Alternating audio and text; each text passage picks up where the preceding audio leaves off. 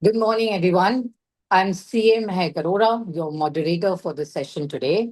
I'm a chartered accountant with 17 years of experience in audit, assurance, and capability building at a leading global professional firm with a strong focus on leadership, technical, and enabling skills development. It's a pleasure to welcome all of you for today's session on building trust with global clients through better communication. Looking forward to an engaging and insightful discussion with our esteemed speaker and all of you. To formally commence today's session, I would like to invite CA Sanab Sanghi, who's Chairman Global Trade and Service Committee, ICA, to deliver the opening remarks. Just a bit of background about him. Sanjeev sir is a distinguished chartered accountant with over 28 years of experience across professional practice, digital transformation, institutional leadership, and capacity building. Known for his visionary leadership and contribution to industry, technology, education, and social initiatives, he's played a key role in driving innovation and professional excellence. He's a partner at SN Banerjee and Company and currently serves as a Central Council member of ICA for the 25-29 term. As a chairman of the Global Trade and Services Committee, he's leading key initiatives in global trade, services, and global capability centers, which also contributing to professional education and sustainability governance. We are honored to have him here today. Over to you, sir. Thank you so much, Mehak, for wonderful moderation, and thank you, Lena, and both of you for actually taking a very honest task of upskilling our membership on the global culture, I would say. So definitely communication plays a very, very important role, but with communication, culture comes in. And I welcome all the participants who have joined this. This initiative of Global Orbit and Global Udan is a is an initiative wherein we are trying to bridge that mindset, that thought process, and that culture to say, if you're looking to work globally, the vision and mission of this committee, Global Trade and Services Committee, is to make sure that in next 5 years, each and every chartered accountant of our country will have one international client. Now, that's not something which just came as a dream, and we have just made a vision and a mission, and this is practically not possible. Yes, it is. And how is it possible is there are multiple ways. Today, there is a huge scarcity of accountants across the world. Specialization has gone to the top level because of technology. Culture and communication in India, English language is now becoming very, very predominant. And we had been doing this for last several decades.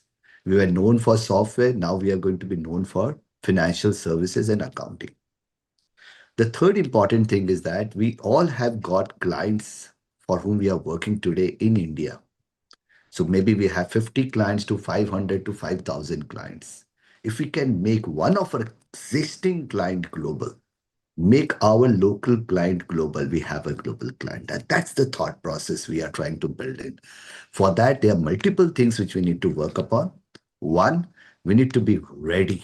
Now, when we say ready, it's not about the knowledge which we need. We already have enough domain knowledge. What we need is we need to be digitally ready. We need to be communication ready, which what Lena is going to cover today, and we need to be globally ready. Now, when I say digitally ready, it's like getting your things done at the click of a button, which means your office should be 100% paperless.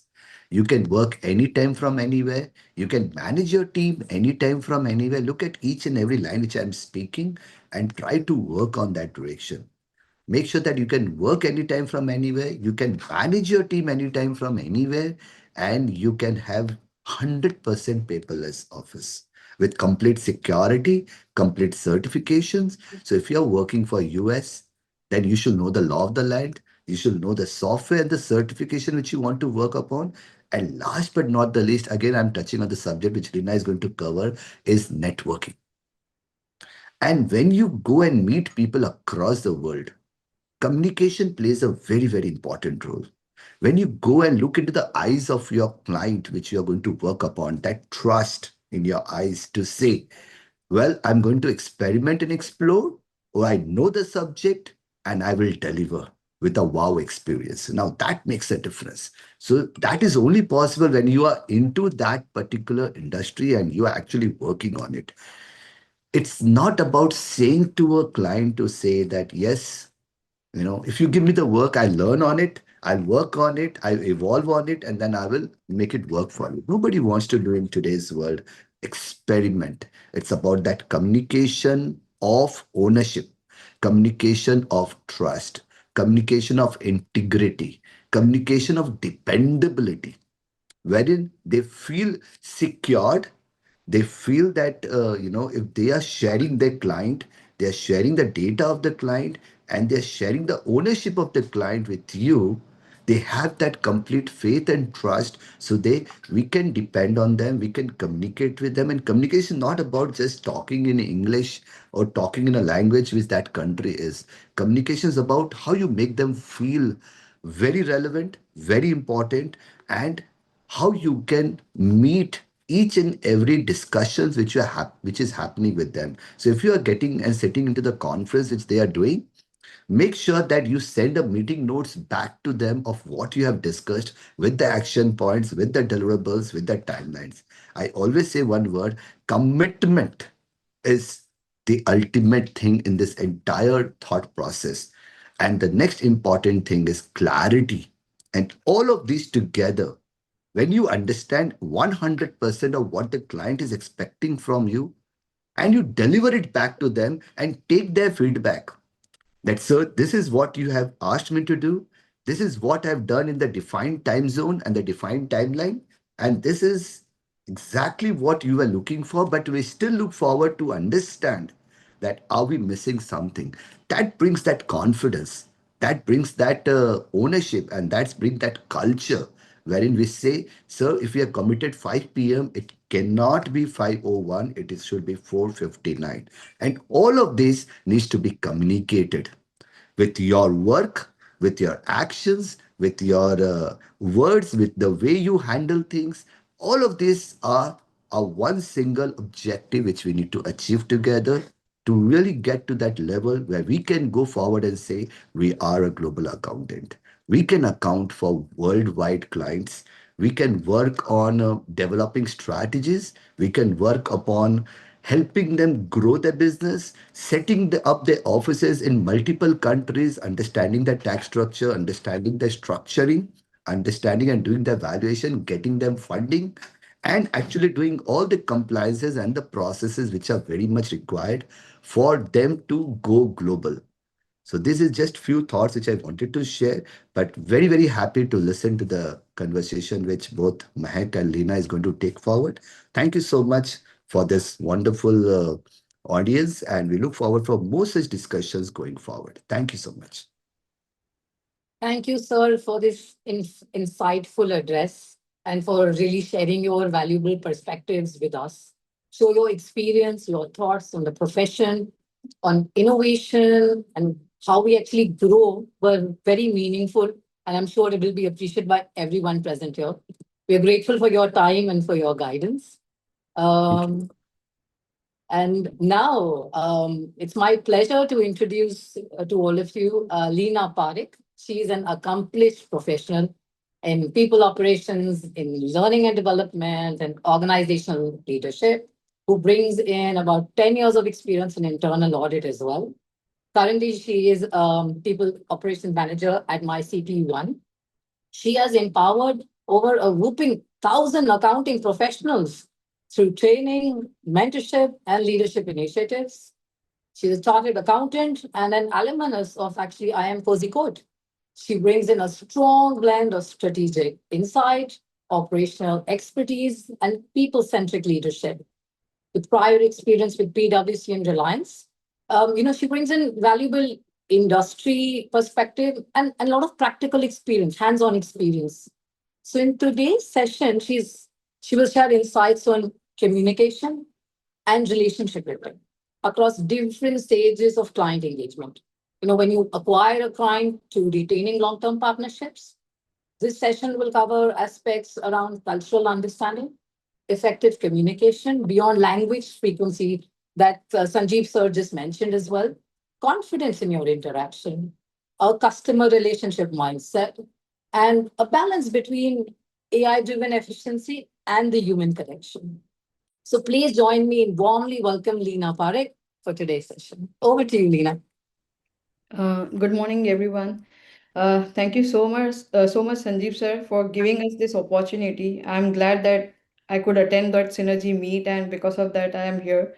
Thank you so much, Gunjan. Thank you so much, Mehak, for this introduction.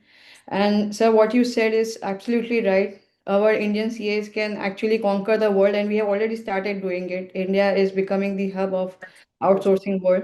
So with that said, I think Mehak has given a good brief about myself. I would just like to add, like, in today's session, what I'm trying to do, or what I will try to do, is bring all the case studies which we have acquired as a whole organization in this 10 years, where communication, leadership, designation, how every component has played a different role. So along with each presentation, I will try that I present practical case studies of the organization, which gives a better confidence to each and everyone that yeah, it's pretty much doable and it's not something rocket science which we all need to do, right? So starting with that, let me share my screen.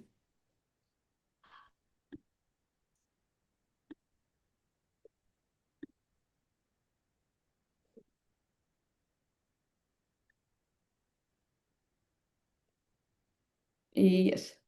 So the topic is very interesting. In fact, when I started writing or building a PPT about it, I was very limited with the communication post retention. But when I started going more deep and deep, I could connect all the dots which I have gained through this experience. I would be covering all of them in this presentation.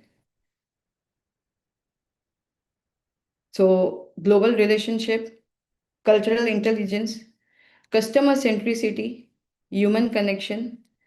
So this would be the main four topics which are divided in sub-modules or subtopics, definitely presented by me in this global Udan webinar series. So because we are coming up with the topic of communication, how communication really can help us in building the trust. So all the topic which I have mentioned, I have put up in a question format. When does communication start?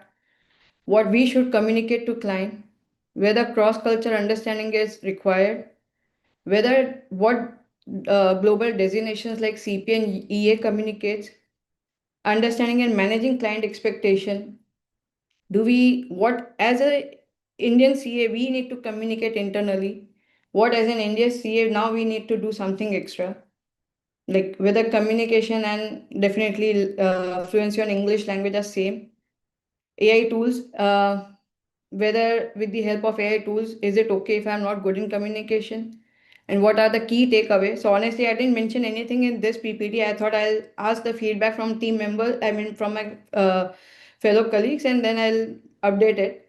So starting with like when does communication start?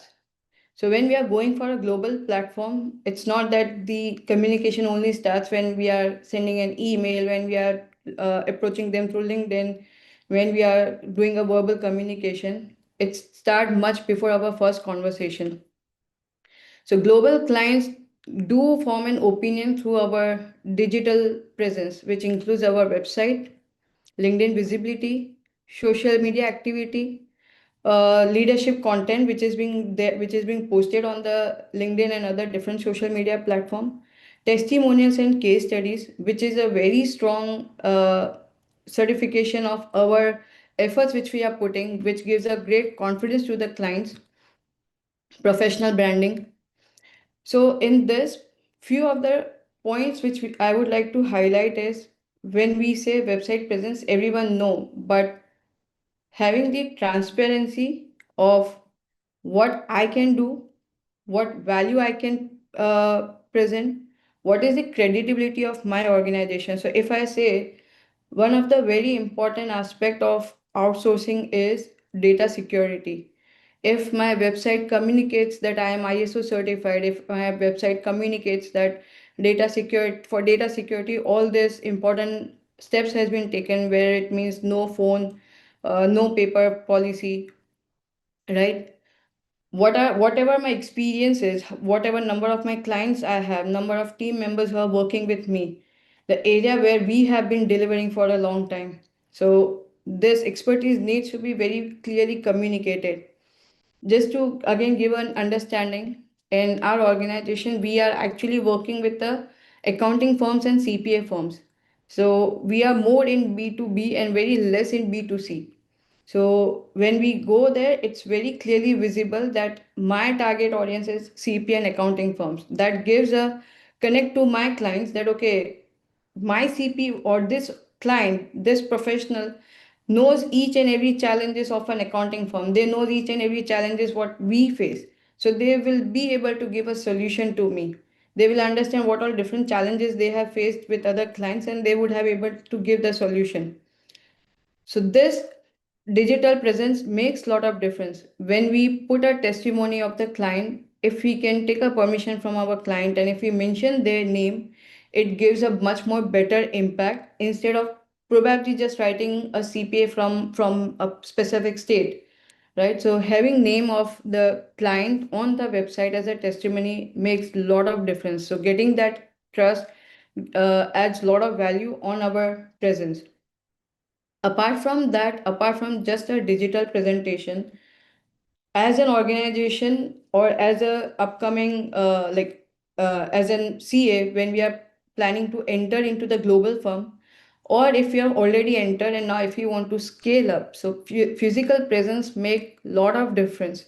So participating in all the conferences which are happening in the country which you are looking for. So my major of the conversation is around US because that's where our major presence is, but there are similar kind of conferences which happens in all the different countries, so like US, Canada, UK, Australia. So try to participate in as many conferences as you can. Plan your visit in such a way that you can meet as many prospective clients as you can. For sure, you're not going to get client on the very first visit. It would not be very easy. Or maybe if you try to reach out to 100 CPAs or accounting firm or your clients, you might get an appointment for only 10. Out of those 10, you might even get to convince client. That would be the ratio of 1 or 2.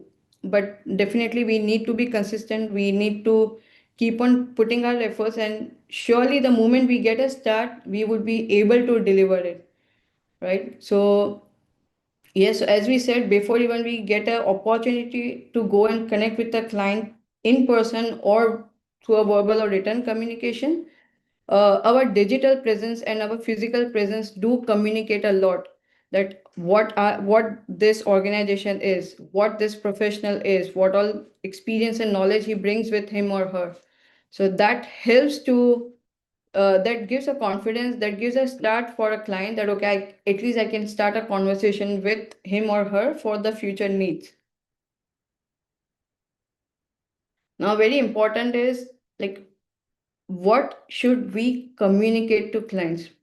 So usually um, as a like owner of the organization or as a professional, we will always try to focus about the services that I do accounting, I do tax, I do audit, I um, do payroll and everything. But communication is not only about services. It's more about communicating the value. So what value you are going to bring in is something which we need to identify and communicate in a much higher way. Definitely client like cost is one of the part, but second thing, as Sanjeev sir mentioned, yes, globally accounting accountants are the number of accountants are going less. So that brings a great opportunity for us, and how we are going to add value is we need to communicate that it's not just about the service, right? So how we can help their businesses, what are the value you are going to add beyond compliances. So usually whenever we communicate to our clients, we do try to put a clarity that we want to take all your headache from your side. You just focus on your business growth. You just focus on your sales and marketing and forget about your headache, forget about your background, uh, uh, backup work for our side. So we would be taking all your headache, doing all the back end operation. Also, we are not limiting that we would be just doing accounts, tax, or data. We should be open that I can take care of your data management, I can take care of your email management, I can take care of your client onboarding. So we don't need to just focus that, okay, I'll just do the accounting or tax or audit. If you really want to build relationship, if you really want to go deep in this industry, we need to come out of it just a service thought, and we need to have a different mindset where we really add value to the client, right? So like when we know that there is a challenge, like uh, the professionals specifically in US, they are very much they are professional, like they will be just working with their limited time hours. They normally don't think of stretching their hours, or they won't do overtime. But we know that we have that capability. I have that willingness to solve this challenge of yours. So I can go and pitch that whenever there's a deadline work, I'll do it. You don't worry. I'll be that proactive that we ensure that all the deadlines work are being taken care on the timeline, right? So this is something as a value we need to communicate, and we train all these things to each and every team member of ours, so that they understand, because they are dealing with the clients day in day out. So the reason of sharing everything with you, sharing everything here is, as mentioned, I will try to bring each and every experience of this with you guys, so that you understand the broader perspective. Many time as a CA, we just focus on the compliance part, but yes, relationship is definitely much more ahead of this basic compliance part.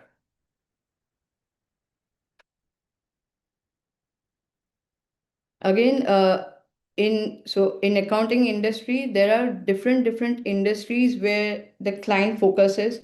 So we can identify those, like whether I have that expertise or not. We can communicate that maybe even in India, there are many outsourcing firm who focuses on restaurant, who focusing on dental, who focuses on manufacturing, who focuses on hospitality industry. If we are focusing in certain industry, we can specify that. As mentioned, we are more into accounting and CPA firms. So with this, we need to give them a complete understanding that yes, we understand what your business is. It's not about the compliance, but we understand what all your business points are, what are your pain points, and how we can help them in that area. We need to put that thing. Transparency is something which is the key here. In this, I would just like to share one thing, that if we think that this is something with, like, pricing is very important. If you can put that transparently on your website, it gives a confidence to the client that okay, he is charging into this range, there is no different rates for anyone else. So that gives a confidence on the client side, that yeah, if it's not that he would be charging 6 from me and he would be charging 5 from someone else. So bringing that transparency, giving the details of what all services you can do. We also can also mention that if you are looking for someone at a basic level, this would be the experience he or she can have. If you are looking for someone at an intermediate or experience level, this is the experience which he or she would be having it. So giving that kind of a clarity to the client is very important. So normally, yes, it's normally not the work which we deliver makes a difference. It's the value which we create for our clients is something which they cherish it for a long time, and they continue to be with us for a long time. So Mehak, maybe if there are any questions, we can probably take up after each module, or if we want, we can take up those questions after the whole session is over. I think, Lena, maybe you can continue. We have a couple only, so maybe you can continue and I can pick it up with you right at the end. Definitely. Thank you. So our next topic is whether cross-country cultural understanding helps, the answer is big yes. It's very, very important that as a CA, as a professional, when we are going in the other countries to give our services, we should do our homework of understanding what their culture is. When you know their culture, it becomes much more easy to have a communication to start the conversation, which is obviously beyond just the numbers and the compliance part. When we know that, okay, how, like, where they would like to draw a line, we should know that understanding, right? Like, there are different communication and culture pattern as per different locations. So USA is definitely more relationship driven and communication focused. We can say that yes, they are more professional from India, but if I compare US with Canada, Canada is much more professional. So in USA, people do like to communicate with us. They like to understand our culture. They like to know, okay, how do we celebrate our festivals? They like to know what we do in our Indian weddings. In fact, if I say about this, I would like to just share a case study again, or probably as I mentioned, I will keep on sharing certain things which can connect with you guys, that many of our clients have visited India to attend the wedding of their team member who are working with us. So it is nothing but because of the culture, because of the relationship which has been developed, client are actually visiting to India. So the relation is much more beyond the compliance and the technical part, right? So they do enjoy knowing our festivals. They do enjoy sharing about their culture. I won't say that 100% US people would be preferring this, but at least 60 to 70% of the US professional, even CPAs and accounting firm, will enjoy communicating, going deep in the relationship. Definitely, like China, it's very transactional and outcome oriented. We might not need to build that great relationship in China because there is very thick border between creating a relationship in there. UK is again structured and more professional. Australia, they're informal, but yes, relationship focused.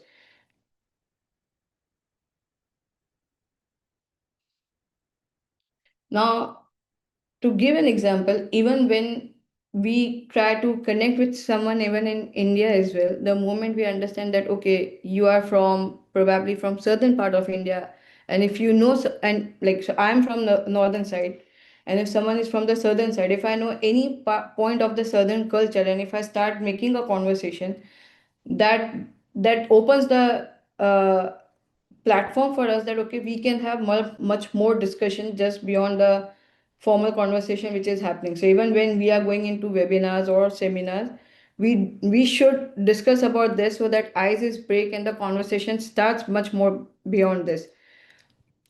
Now when we actually try to understand the culture, one of the important culture point is uh, global countries do give lot of importance to the commitment, as already mentioned by Sanjeev sir, and that is the fact.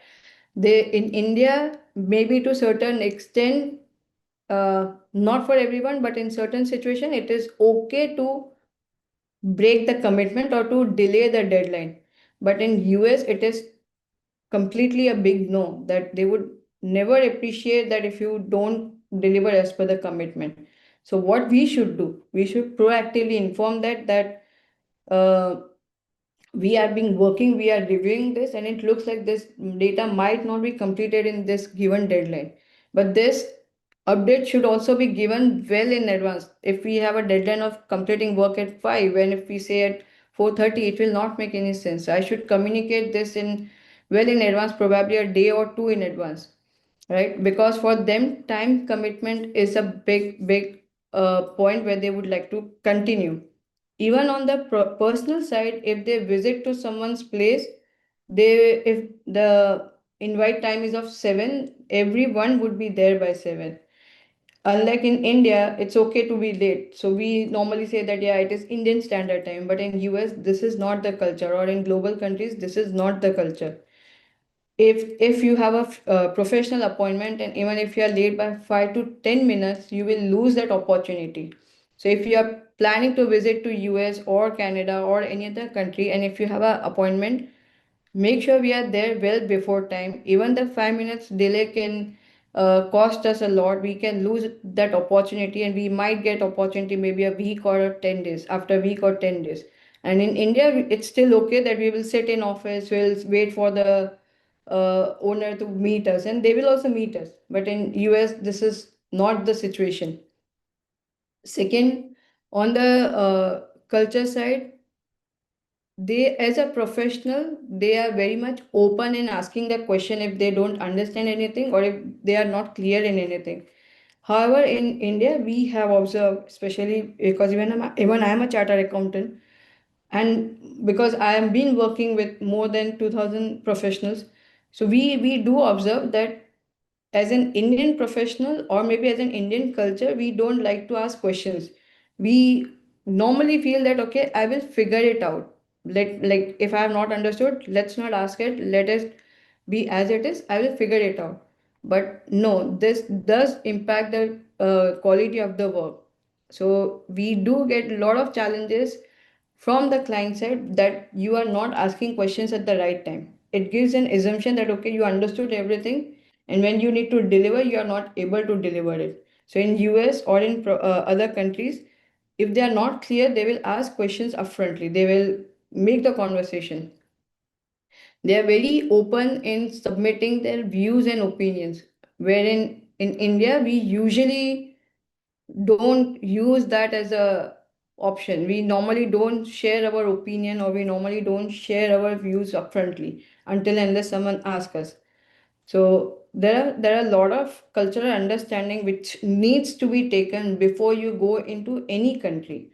Understanding their states, understanding their festivals, understanding their way of working. Right? There's a, as if we say, there's a very formal relationship. Even the parents doesn't visit to the son or daughter's house without taking an appointment. So as such, there's a very formal relationship, but still they do they can you can build a relationship apart from this numbers and everything. And as mentioned, as mentioned, that many of our clients do visits to India for just attending our team member wedding. So this shows that they come to India, they buy Indian ethnics, they get like they ready, they do everything like whatever is needed for being part of that Indian festival. So they will buy those cosmetics, they will buy the jewelry, they will buy Indian ethnics, and they will participate in everything. So yes, in US specifically, because that is one of the major area again for outsourcing, you have that option that you can build relation while understanding their culture again. And on the professional side, as I mentioned, make sure that time commitment and proactive information is being shared on a regular basis. When you probably plan to visit in US, make sure that you learn about the traffic rules, make sure you learn how the addresses is being written, what do we call, like there are different names of the similar thing, right? So we need to do that homework before we actually plan to go in this direction. And one thing is definitely the time difference is much more it's much more in US as compared to other countries. So that is something where we need to be ready from our side before going for this direction.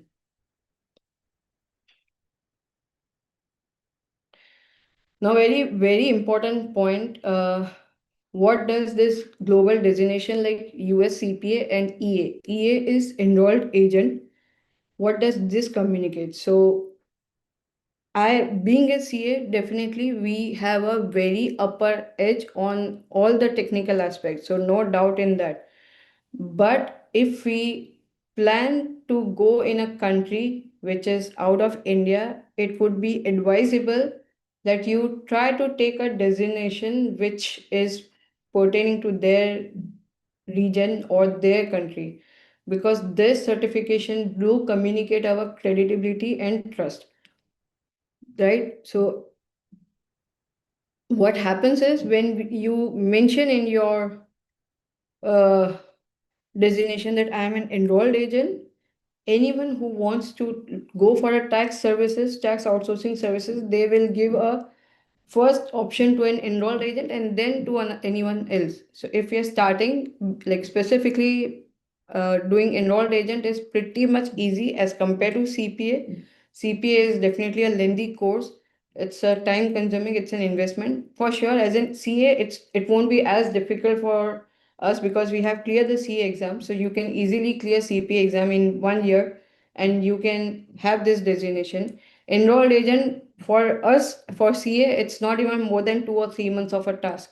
So even even if you are right now in Indian practicing, and if you're planning to go on the global side, start looking for this designation or at least on enrolled agent if you are planning to go in the tax outsourcing services. Now, what is happening right now? If I share the current scenarios, because of AI and lot of software advancement, basic kind of a data entry work has been eliminated.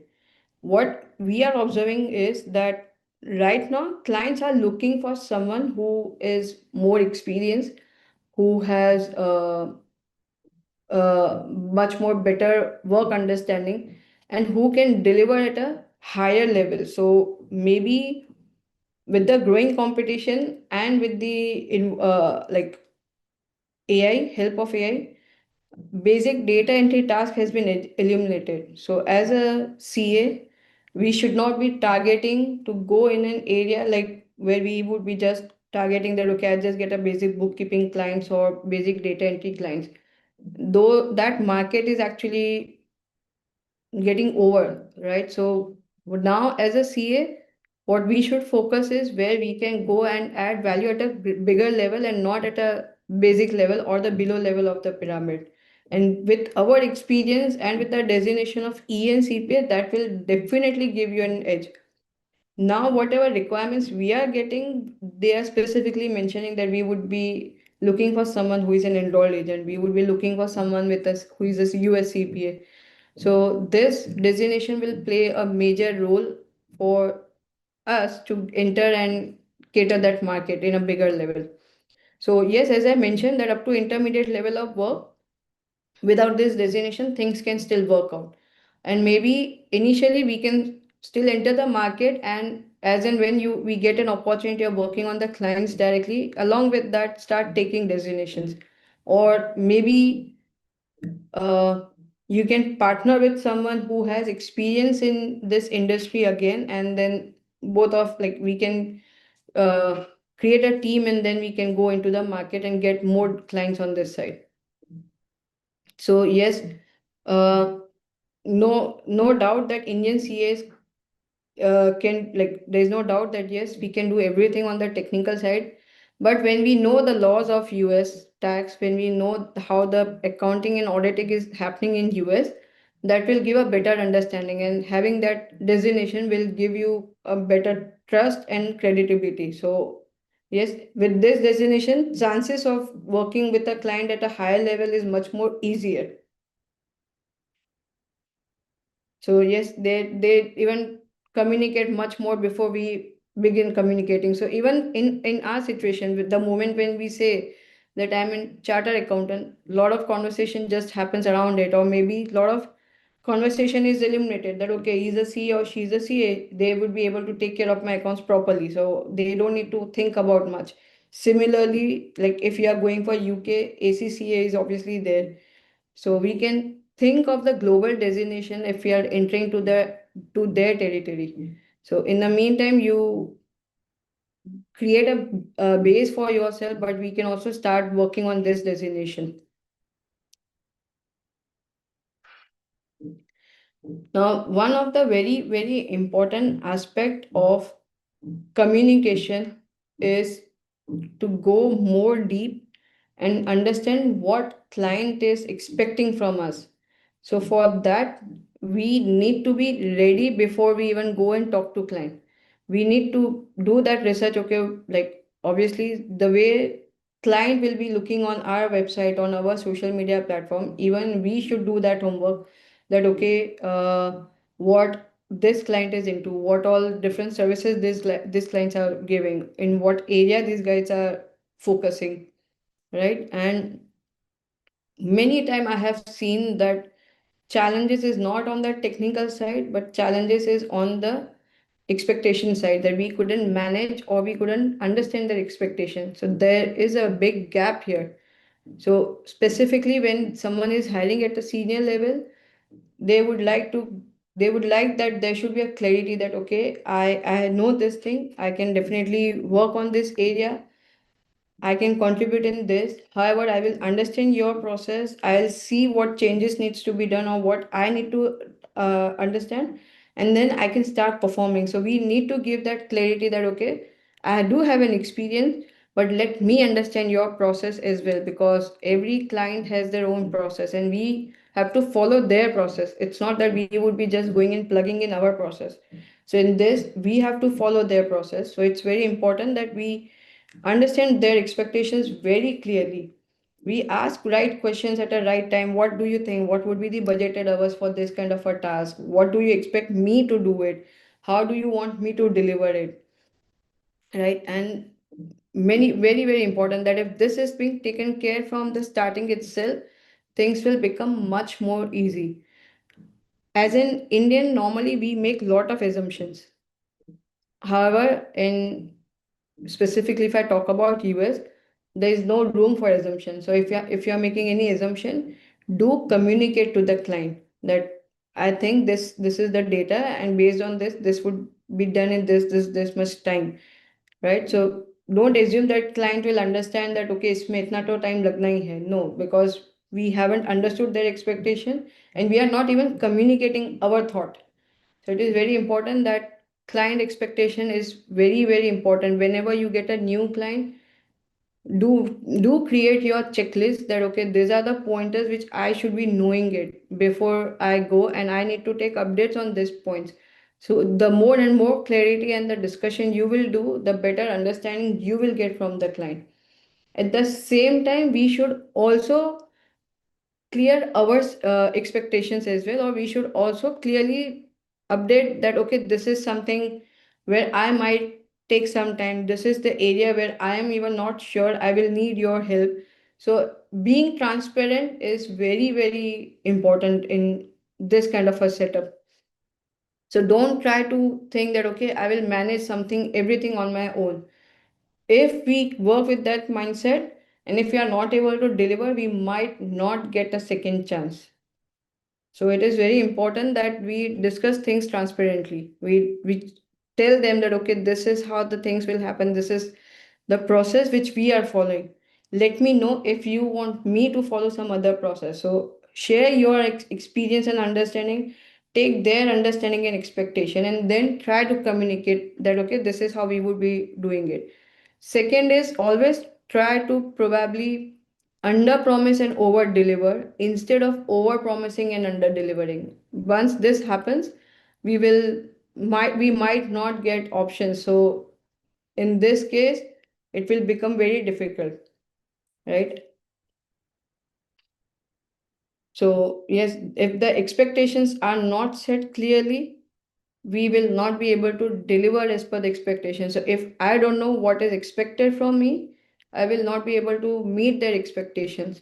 So it is very, very important that what we do, we help our team member that if you are going for a client call, or if you're onboarding a new client, make sure you clear this, you ask this question that to whom I have to reporting, with whom I have to communicate on a daily basis, who would be assigning tasks to me, what if I am being assigned tasks with a multiple owners, to whom, how I should prioritize the work, uh, how I should communicate to you. Should I communicate on a daily basis? Should I send you an email on daily basis?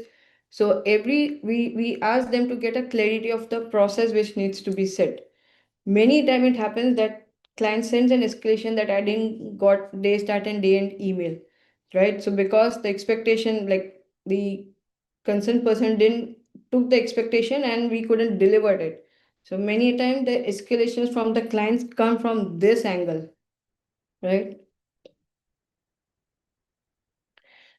Uh, this is something very, very important for all of us, and even when I'm saying all of us, because even we have learned during this journey itself that we really need to change our mindset. So why I'm saying this, we need to communicate this internally, because now we are entering into a world which is very different from our world. We are entering into a area which is very different from our existing area. As a chartered accountant, also because we know that as a CA we were never able to market our services and everything. Marketing was not allowed for us, right? So we always have been focusing that you just focus on your compliance part, you just focus on your numbers, you just focus on the financials, and your job is done. That's where major of the CA thought process works.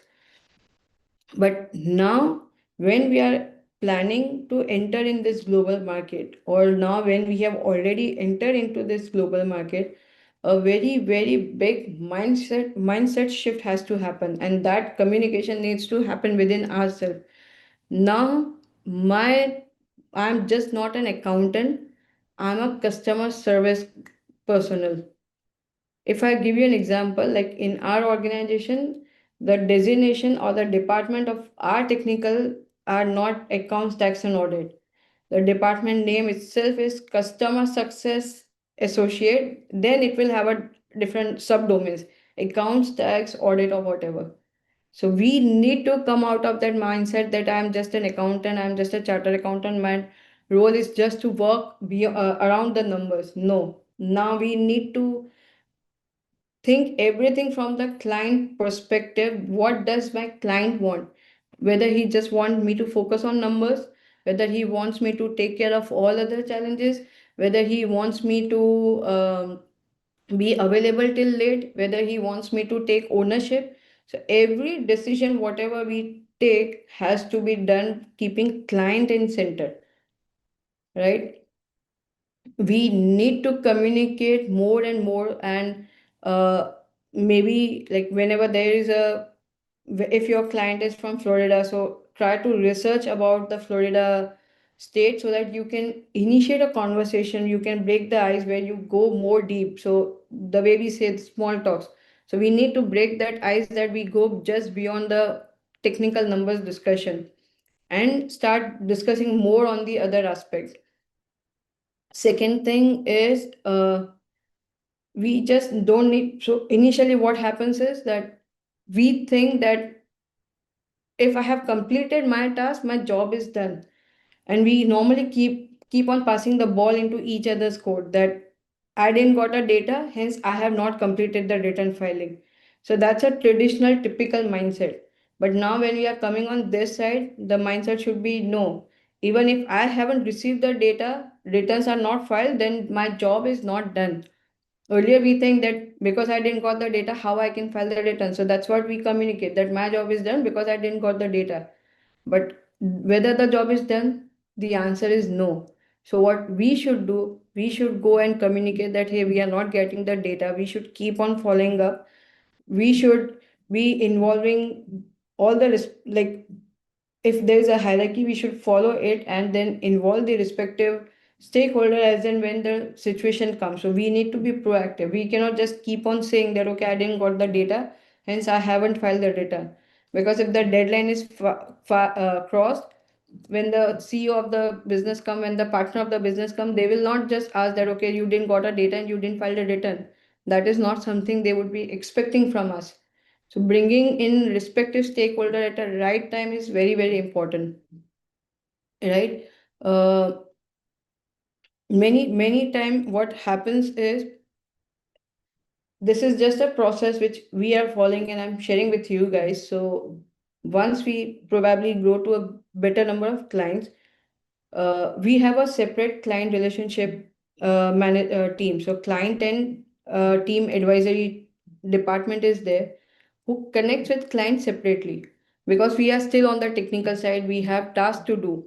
So to build that relationship, a separate client relationship team is there, who communicates with the client maybe monthly, bi-monthly, once in a quarterly, that okay, how things are going, how, like, is there any challenges which you are facing, is there any feedback which you would like to give, is there any concern which you want to highlight, right? So we, as an organization, when we are entering in this area, as an organization, we need to think from the client perspective, keeping client in center and taking all decision. So when even you guys, when as even we are going to grow as a team, making decisions which should be keeping client's requirement at the center. That if my client wants to give overlapping, I need to create policies which supports this requirement. If my client wants to give flexibility, I need to create policy which supports client's requirements. So every decision has to be taken keeping client in center. And we really need to come out of just the uh, compliance focus. Even as a service, as I mentioned, let's not limit ourselves that, okay, if my returns are done, I'm not communicating or the communication is off. Try to understand what all things your client is doing, what all things you can take from their plate and do it from here. The more and more work is being transferred, the dependency of the client increases on us, right? Right now, many of our clients which comes in, they do mention that I want someone who can take care of everything from here. I don't want to do anything. You guys should communicate with my end clients. You guys should send emails. You guys should prepare reports. Just let us know when we need to review. So we have a very big opportunity in this market. It's just we need to bring our mindset in that level. And as I mentioned, whatever different requirements are there, we should be open enough to cater that.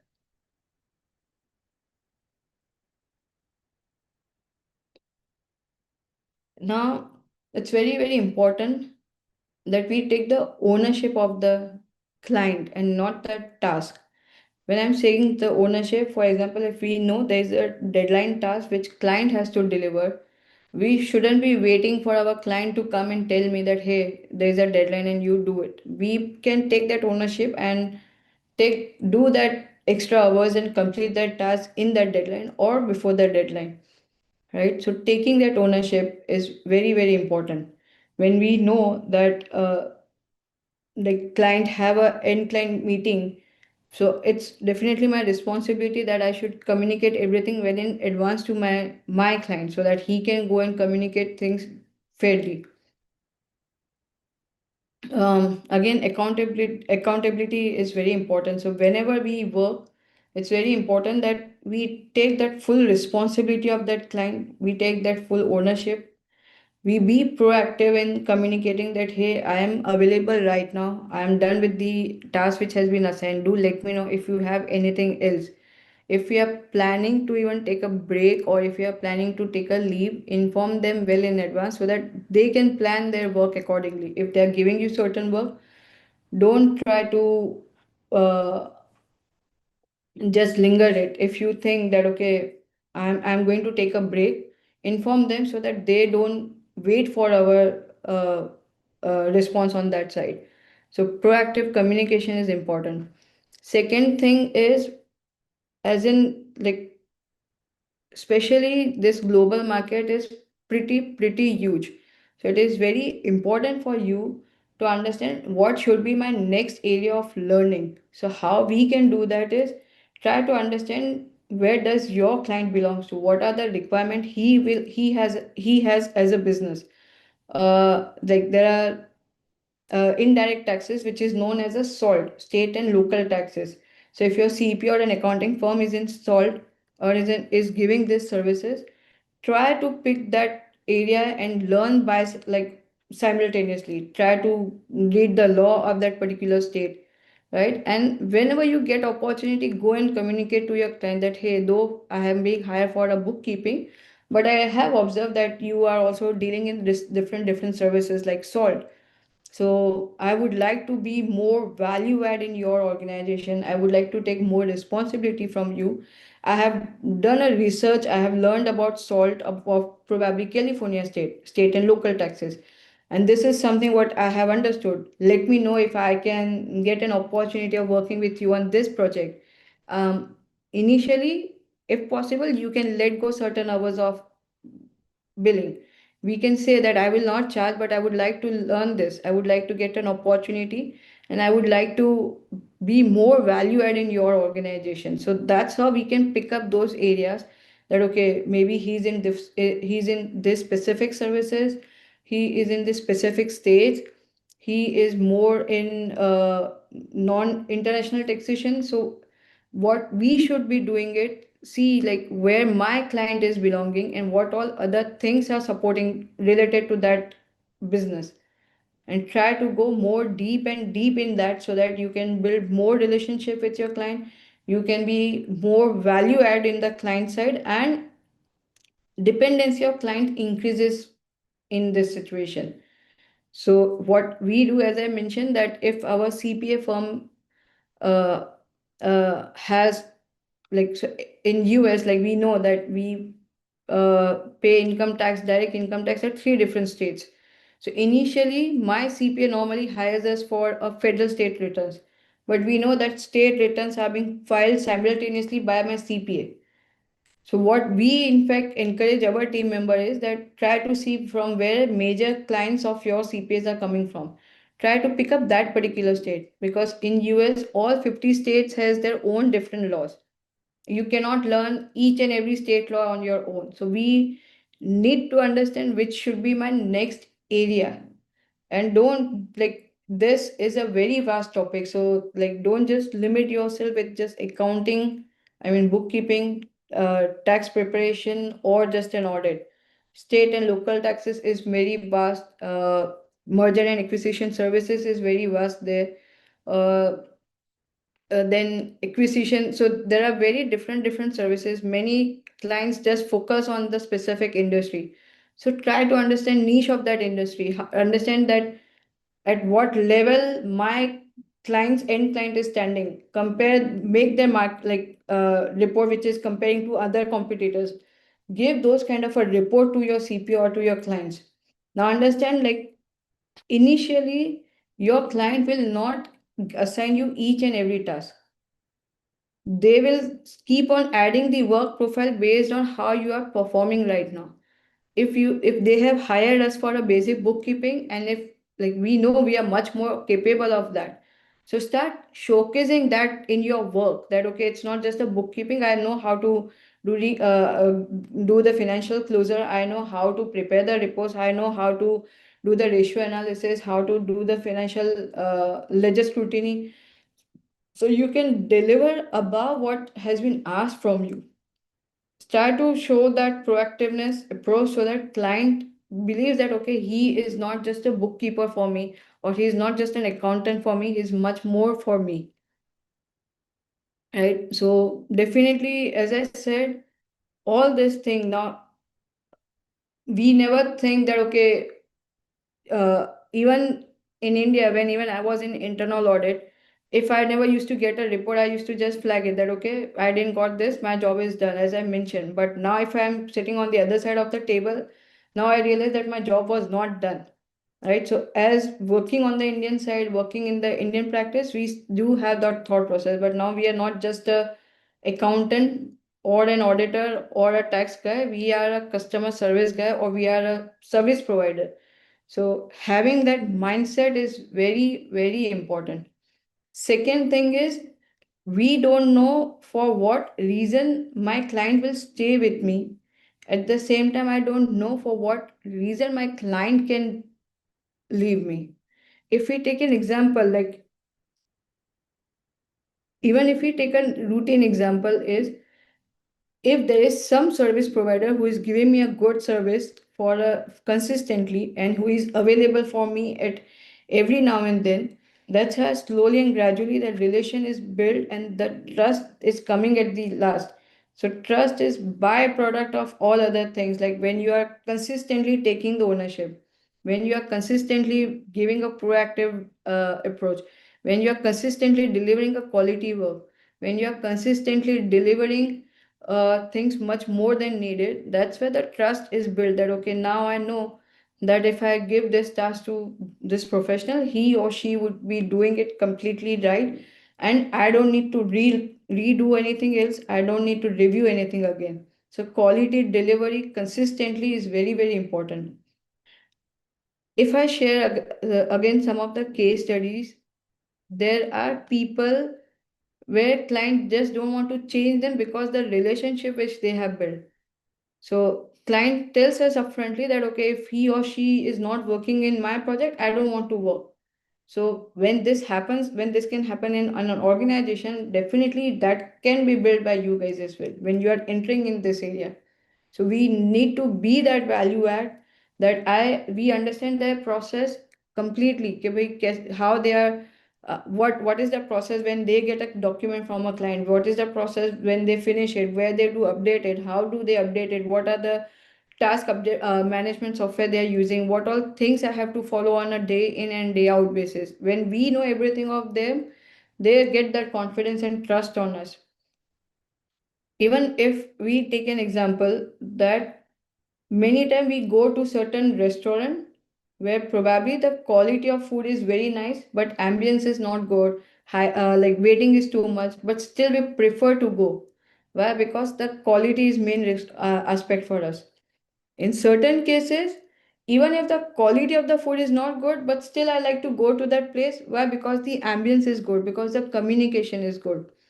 At some point, the decision making happens on the pricing point. Some of the customers are price sensitive, some of the customers are service sensitive, some of the customers are time sensitive, some of them, for few of the customer, money is more important, so they would be okay spending more time in reviewing your work and paying you less.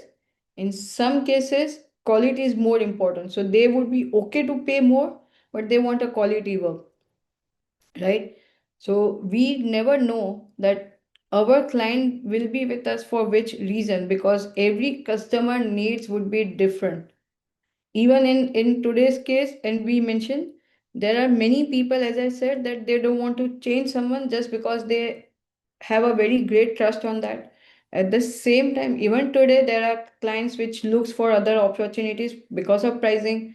Sometimes they are not happy with the communication. Sometimes they find it difficult to communicate with our members. So it do happens. We never know that what we are doing right because of which client is staying with us, or we don't know what we are doing wrong because of which client is leaving us.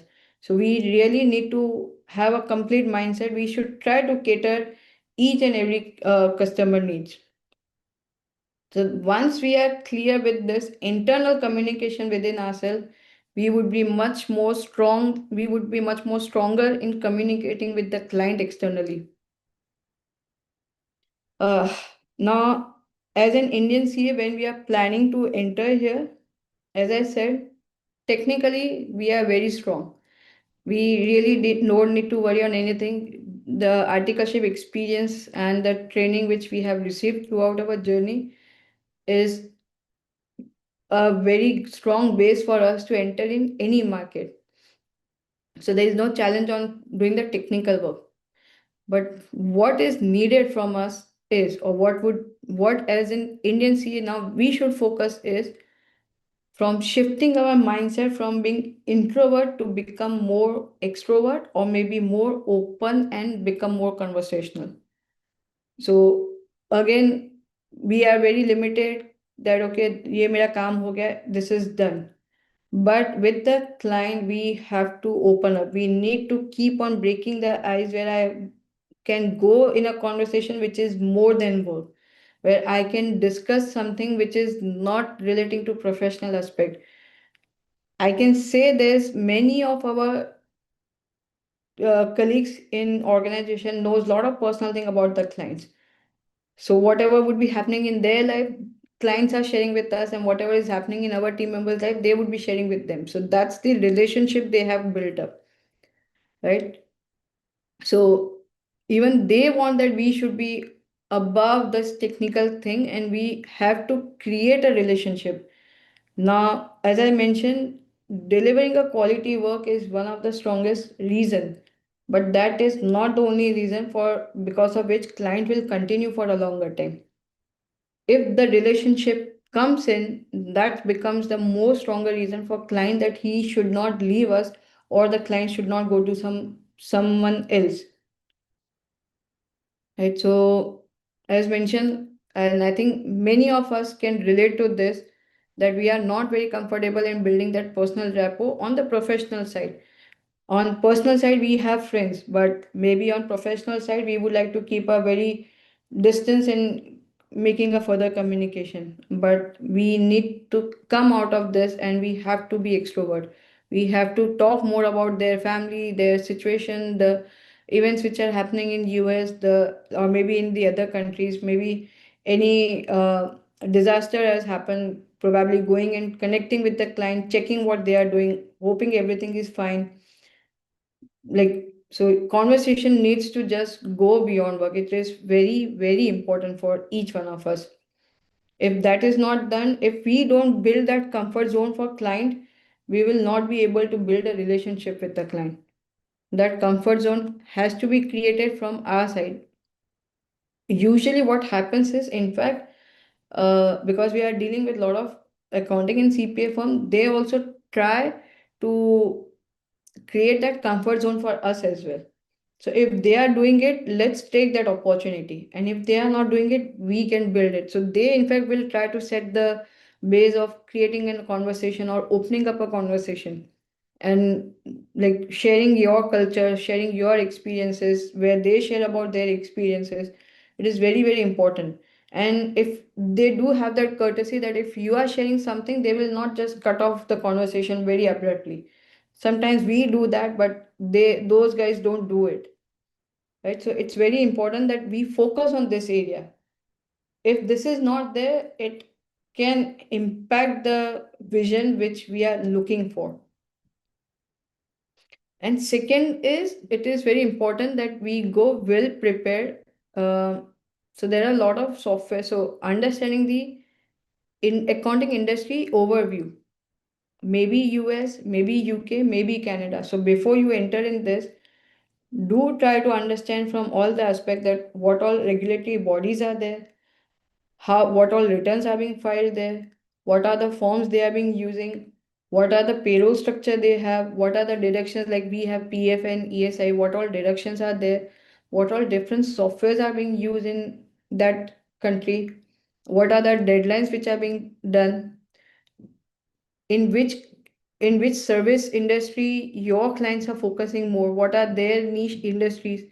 So it is very important that we do that homework before we enter into this, right? So you can go and research about that, okay, who are the governing bodies in US, Canada, UK, Australia. So similar to our Indian setup, like what all different audits are there, what are the limits of those audit, right? There are in US specifically, there are many specific departmental audits like HUD, Housing Urban Development audits are there. So similarly, like PF audit, we have, even they have that ESI audit. So you need to do that homework of understanding that our industry, accounting industry in different global countries.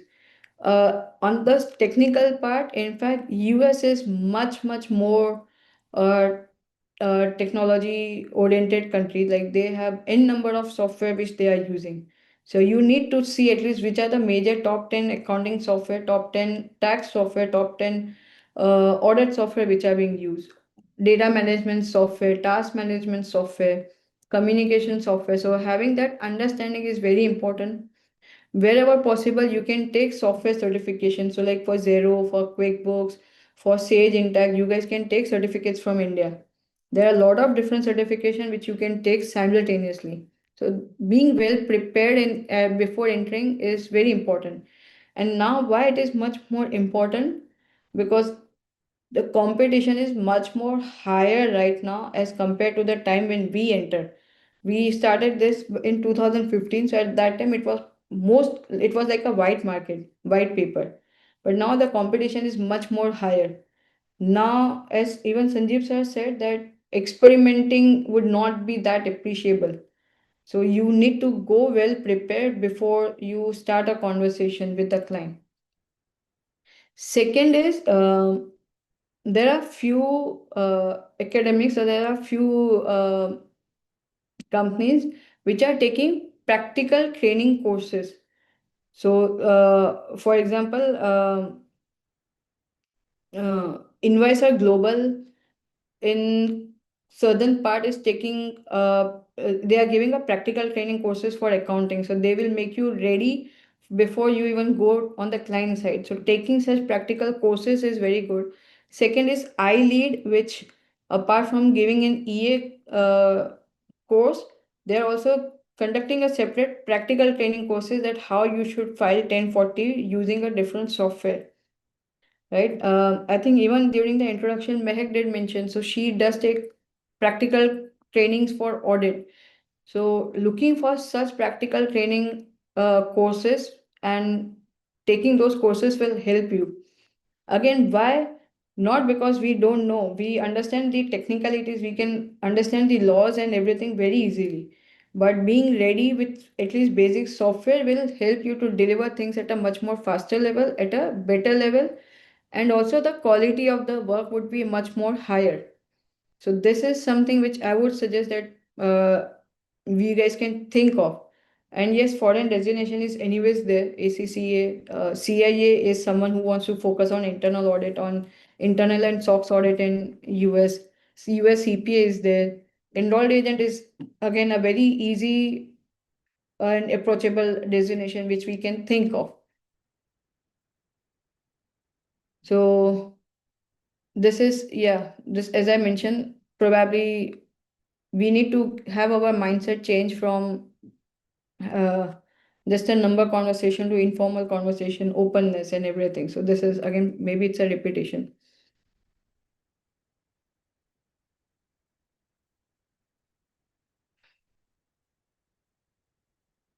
So Meg, any questions till now? Yes, Lisa, we have a couple, but they're all distributed. So Okay. happy for you to close the wrap up your session, and I can ask you Okay. them. Okay, perfect. So now a very, very basic topic, but very important. Whether communication and having hold on English language or English fluency is the same? Definitely answer is big no. No need to explain on this, but why I have picked up this point is, again, I am sharing this from the experience which we have with the huge database of 2000 plus team members working with us. So we ourselves has experienced many team members who are very good in English are not able to build a relationship with a client. It's against that someone who doesn't have that great fluency has built a very deep relationship with a client. And what happen is when the relationship is built, even if you make a mistakes, clients give you that advantage that okay, I'm just sharing this as a challenge, but we will work it out. So they do share that okay, they're facing a certain challenge, but they do give the opportunities. As compared to that someone who is very good in English, but they don't know that probably what to communicate, how to communicate, or just they think that don't explain me how to write an email, or don't explain me, my grammar is perfectly fine, I am very good in English, I can communicate, but sometimes that tone doesn't really work well. Sometimes the verbal tone is not going well. Sometimes the written tone is not going well. Sometimes maybe they have good command on English language, but still they might not have adopt the mindset of being a customer centric. So it will happen that client might say something which is not probably very more acceptable to us, but we should know how to respond it, when to respond it through which channel we should respond it. So you cannot just go and probably uh, start arguing with the client at the same time. So yes, English language, having an edge of English language is definitely the must part, but it should not happen that if you know English, you are good in communication. In fact, a very recent example was that maybe one of my team member was sending an internal email uh, informing that I would not be taking training on this part. And that too, again, it was for a communication. And he did mention that looking into my self-assessment, I don't think that I need to take this training. And on top of that email, we as a senior responded that the communication tone itself shows that you need a training. Why? Because it was not looking that you were asking for approval. It was just you are communicating. Second, because you thought that you are responding to someone subordinate, your tone was not appropriate on that side. So just because if you think that I'm good in English doesn't really mean that I'm very good in communication. Now, communication definitely, as I said, clarity is very, very important when we talk to client, when we talk to our seniors, when we talk to our colleagues. It's important that we give the clarity what we are looking for and why we are doing it, what is the reason of doing it. So we give them a clarity of everything. So that is very important. Confidence is yes. Proactiveness is very important. So many time it happens that uh, if we are going on a break, our team members doesn't update to the client, and then they ask that okay, he or she was not available. So that is something proactiveness. So even if you're good in English, but if you're not communicating to your client about your breaks on a regular basis, it is not helping us. So as I mentioned, there are many different case studies where probably someone again good in English has created a wonders in where they are good in communication and English. At the same time, someone who is good in English but probably doesn't understand the client relationship requirement doesn't really work well.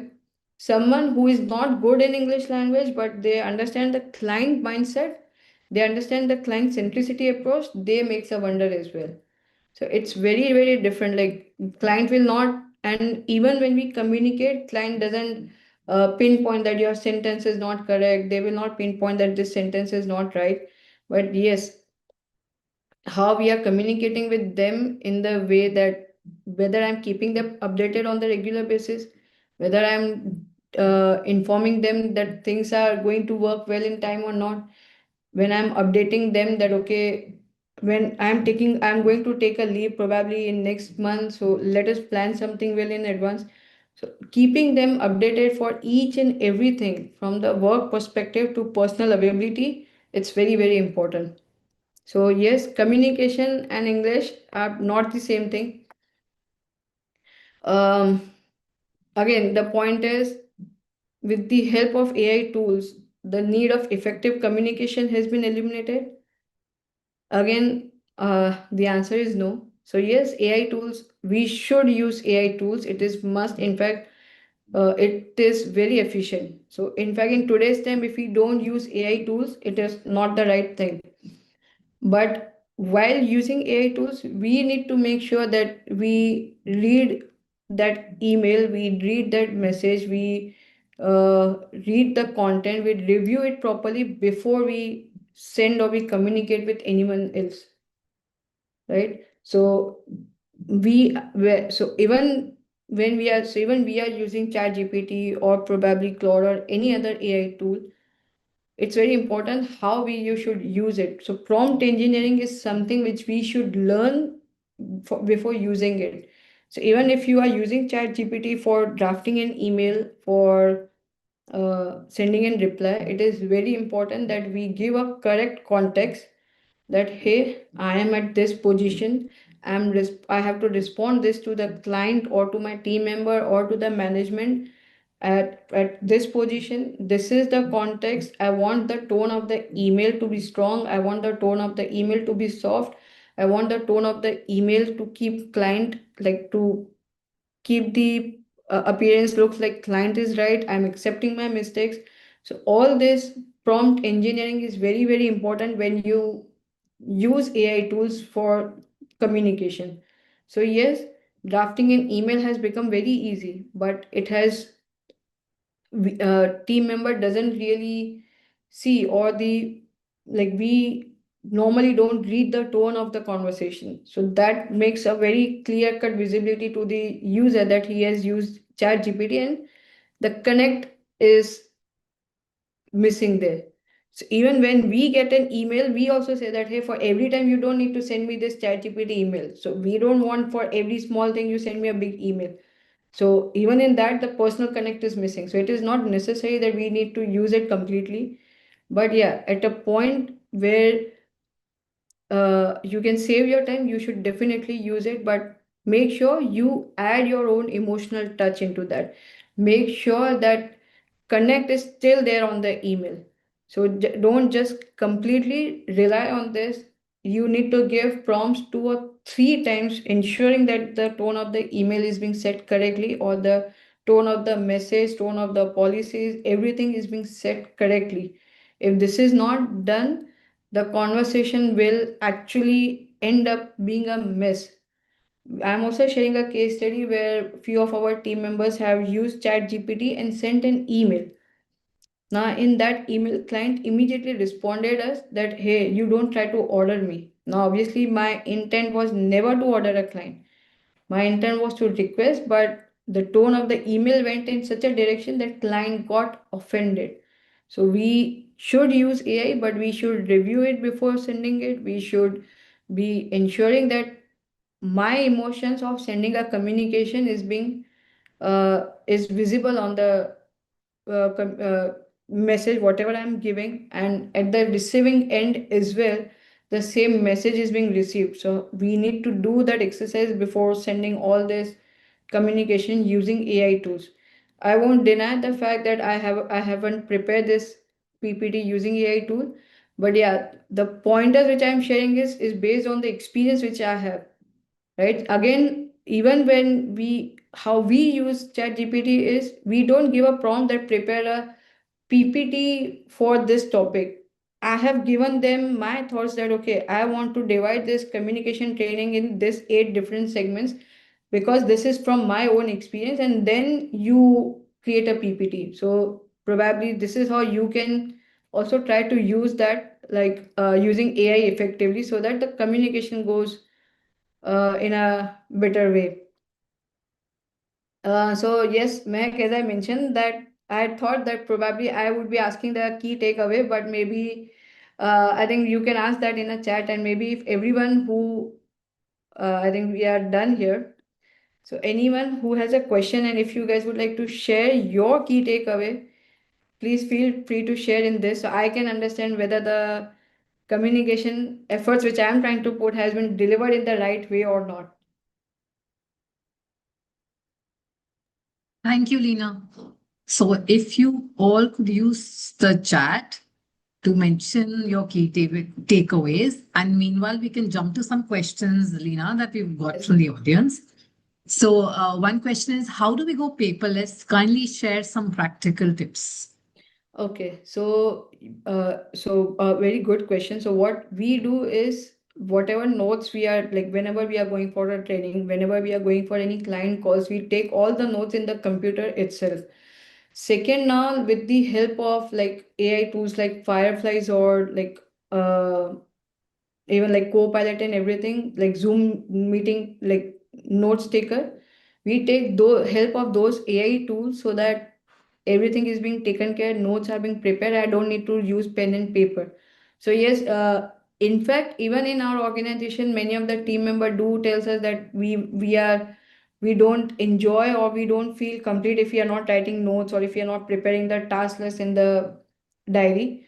But yes, because this is the basic requirement if you want to go on the global side, ISO requirement that the company should not have mobile, like no mobile usage, it should be paperless from the data security point of view. So yes, taking notes in the system itself will help you, and now with the help of this note takers, things can become much more easy.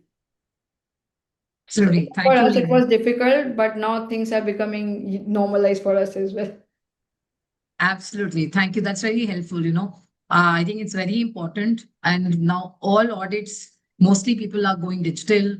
It's developer think culture before you print culture kind of a concept, e-signatures, and digital communication tools, like you mentioned. So Yes. thank you And for that. because you have mentioned about audits, so yes, in audits like so very important point which Mehak took up. So in India still we go and do that physical vouching.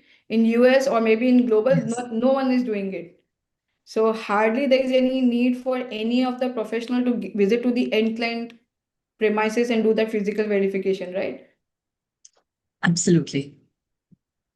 Thank you. I Thank hope we've been able to answer your query. So another question is, I'm a fresher I'm assuming they're a CA fresher in this area. Yes. So what is my first and second step to start? Okay. So one thing is like, honestly, what your vision is like, if you just want to probably crack couple of clients and manage it from here independently, or maybe your vision is to probably grow in a big company, right? So if, as I said, if you are a fresher and just trying to be at an independent level, uh, taking designation or practical courses is something which you can start with. Second is on LinkedIn. Again, there are a lot of openings comes up from the US global clients as well. So try to use that source where they are looking to hire someone in onshore, right? And then you try to pitch on that side that, okay, probably though there is a requirement of onshore, but I have this experience. Also, I have taken these trainings from here. I would, and again, I have bit of an experience. So I would like to work, give me an opportunity. So that is something how you can also think of. So using LinkedIn not only for job opportunities at India level, but also use to explore that, okay, what are the openings coming up in the companies in US, or maybe the industry in which you are looking for.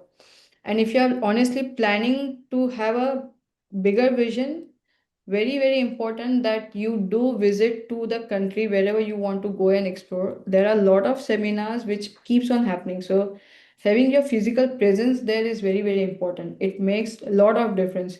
Even in today's time, like in last year itself, as an organization, we have attended 10 seminars, 10 physical conferences.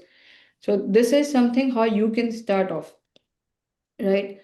And then getting the data of maybe the industry in which you're looking for, but maybe if you're targeting CPOs or accounting firms, so take that data, try to take an appointment from there. It won't be a very easy thing. It would be very, very difficult. But if you are clear that I want to go in this, then yes, initially you need to invest 6 months without expecting zero return. And then only maybe you will start seeing the returns. Thank you, Lena. That was really insightful and helpful Thank for freshers in this area. Yes, so I think taking in the practical training, explore that option. This is probably one of the best opportunity which we have now, because few of the academics have started coming up with this practical training courses. So explore that opportunity. Sure. Thank you, Lena. So we have a specific quick book question. I'm not sure if you would have the answer readily available. So QuickBook has closed operations in India, and users are, and people are not able to register as a new user. So how to get certification of QuickBooks? Okay. So in this case, you can have a virtual number of US or maybe different countries. So you can get numbers from TextNow or something. Use that number for registering, and then you can go for the certification courses and everything. And so I have another. I think that there is a global pro advisor program available still. I think in the US, UK, Australia. Yeah. And it's through that, or if you join a US firm there, they give you access to the firm. QuickBooks is Yeah, so like if you are, yeah. so if you are part of a client, then definitely they will only give you an access. But if Yeah. you want to have a certification from here, as I mentioned, maybe we can explore like how I can get a US number. So we get a virtual US number, like eSIM kind of a thing. You can Awesome. use that. So TextNow is probably one thing where you can get your number and you can use that to get a certifications. Sure, thank you. There's also a related question. It says, is it fine if we obtain QuickBooks certification as an entry point? So that would be obviously a good option, because having an experience of QuickBooks is definitely going to be a value add. But honestly, right now, the competition is so high that we need to explore other opportunities or areas as well, because as I said, this is now there are many people who are QB certified. There are, again, as I said, the requirement for just a data entry has gone down tremendously. So if we are targeting, we should try to probably take more experience or knowledge with the workshop, which probably when Global Orbit is also going to organize. So we should try to explore more on that side. But yes, QB certification is a good base. The more and more certifications are there on your resume or on your profile will help to gain a better confidence. Thank you. I think this is very helpful. We have another question which where they're asking that how do you make systems give outputs with integrity and in a timely manner? Can you suggest some tools that will help achieve these goals? So, this is again a very good question, and what I would suggest is as an initial entry or at an initial time, I would suggest that we should not be focusing on the number of hours, right? If so, even in our situation in our organization, it happens that to submit the work of 8 hours, my team member has to sit for 10 hours or 11 hours. So initial those hours are for your learning, which probably we cannot charge, we should not be charging, we should not be even sharing that with the client with not with the mindset that they will offend, but it's something your investment for your learning and development. So what happen is the concept of learning curve comes into the Right. picture. So initially you will take 10 hours to do that task. Slowly and gradually you will come to 9, and then you maybe after 3 months you will be able to do your work in 8 hours. And in fact, in our situation, there are many team members who are doing their work in 5 hours and then sitting aram se. So initial time, so there are two aspects in this. If you are being hired at a senior position, then budgeting hours is very, very important at that time, because the client also expect that you are experienced person, so your turnaround time should not be that high, Absolutely. right?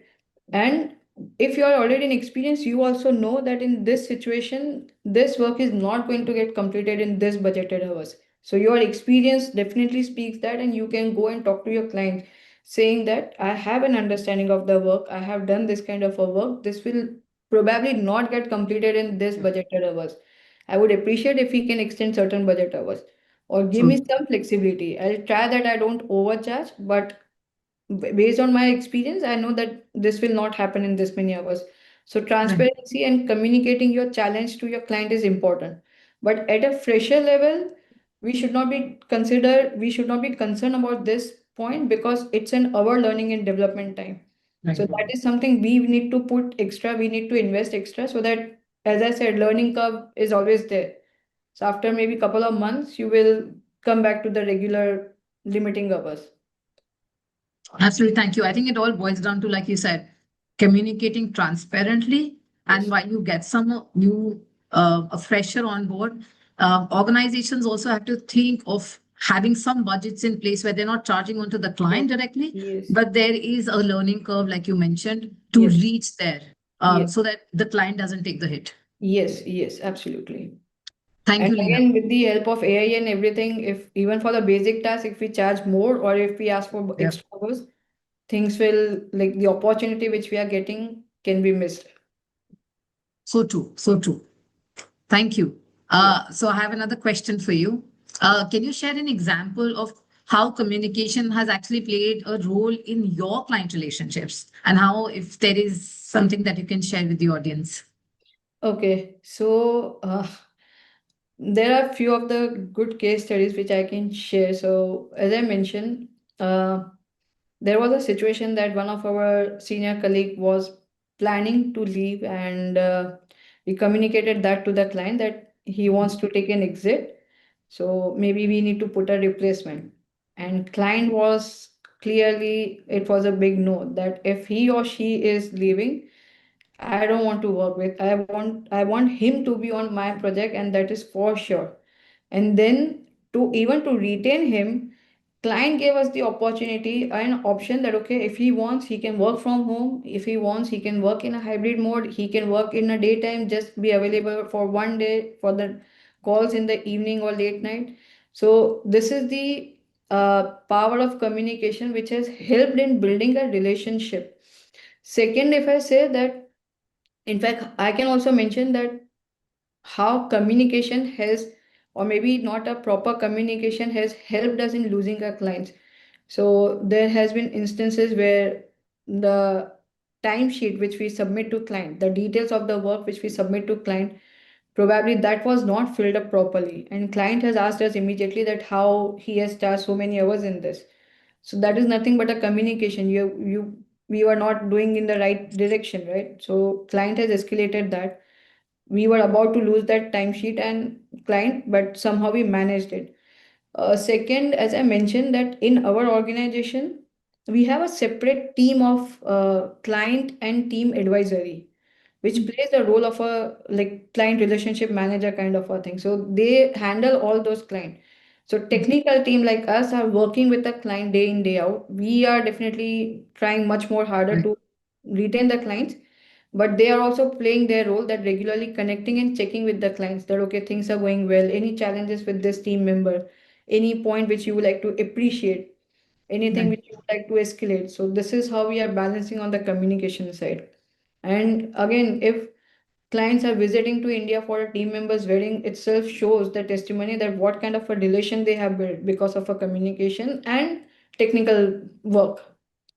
Absolutely, absolutely. No, I think it's a great example and something that everyone can take back and think and reflect of Yes. how can we do better in this space, right? Like you In fact, mentioned, in this, I would also like to add even how this contributes is if so client will have one experience with you. If he's happy, he's going to expand if he has an opportunity.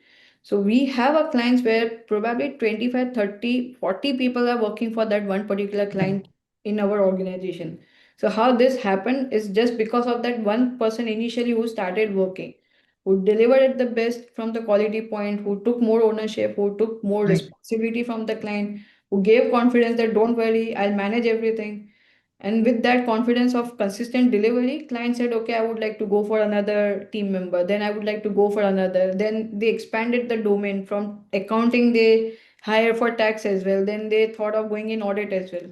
Right. So that's how the delivery of your performance helps in expanding your client relationship. Absolutely. And I think you've beautifully summarized it, right? That how something is more like a proof of concept. You start with that. And the minute they see consistency, transparency, how that can build into something bigger, better, and a long-term client relationship. Absolutely.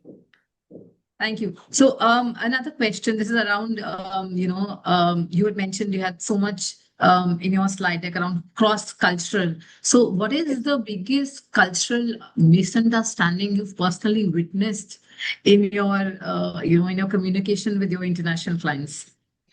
Okay. I think one thing which we witness or probably we do mention is that so client do understand that we like English is they do understand that English is still our second language. Right? That's So right. they try to support us from that perspective, right? So even when we are communicating, even if we don't understand, it is completely okay to go and say that, can you repeat it again? So Right. from culture perspective, they are okay to answer all your questions. They are okay if you ask question. In our concept, normally in our culture, if I ask stupid question, we feel hesitant. We feel Yes. hesitant of asking questions. We feel True. hesitant of asking someone to repeat it. So that is one of the big culture difference, that they are very open in that perspective. They are in fact more they are more open in appreciating as well. So if you are doing well, they actually appreciate your work, which probably in our side appreciation is not something which we Indians are very openly doing it, right? So that is Yes. something again a big culture difference, right? Professionally, I think work commitment or deadline commitment is the area where we guys need to be very careful.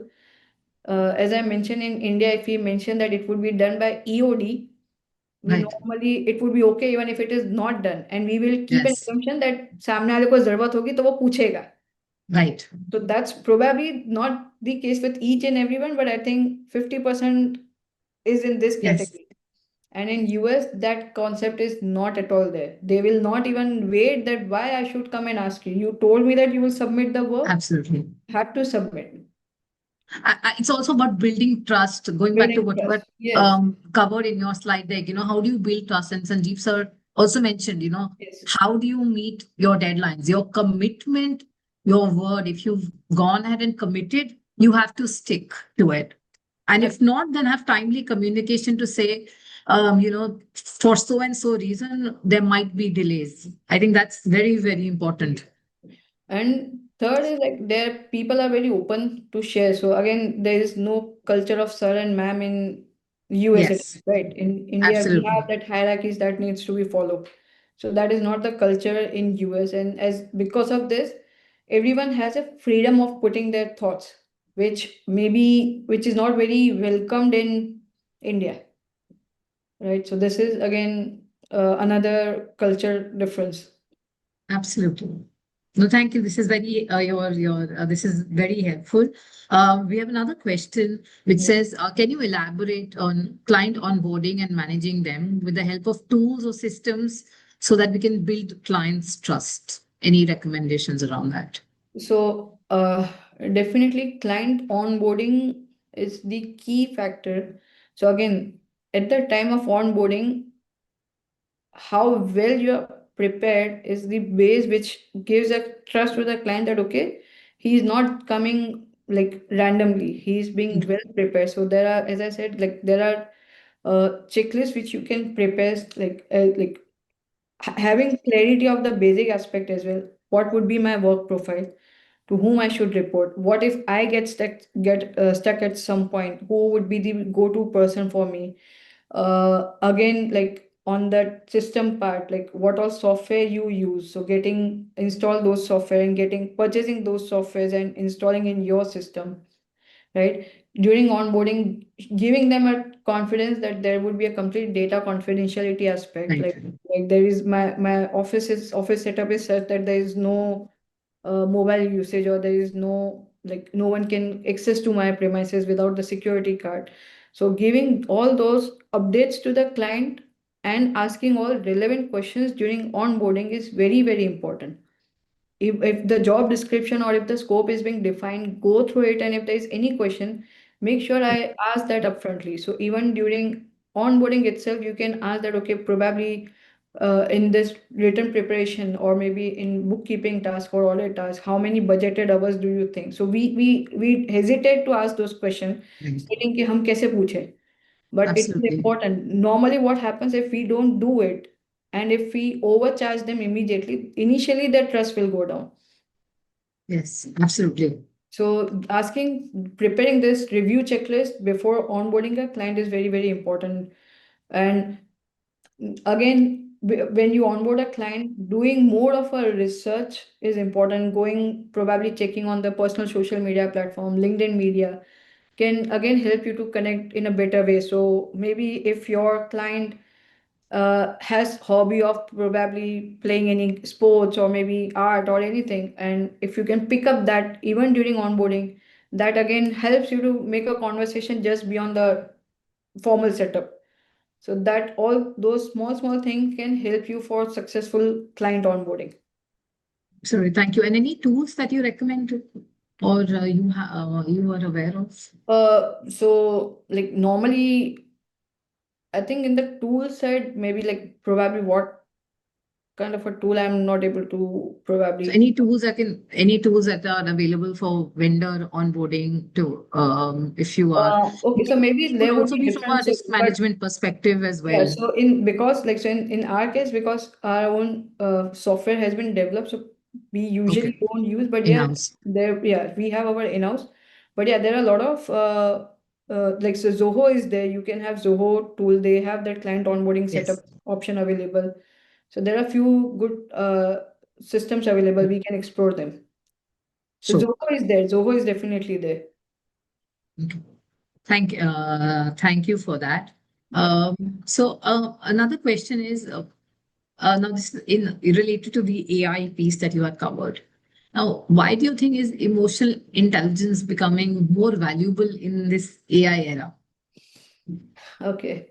So I think in this, with the use of AI, because everything has become a technical, like machine-oriented thing.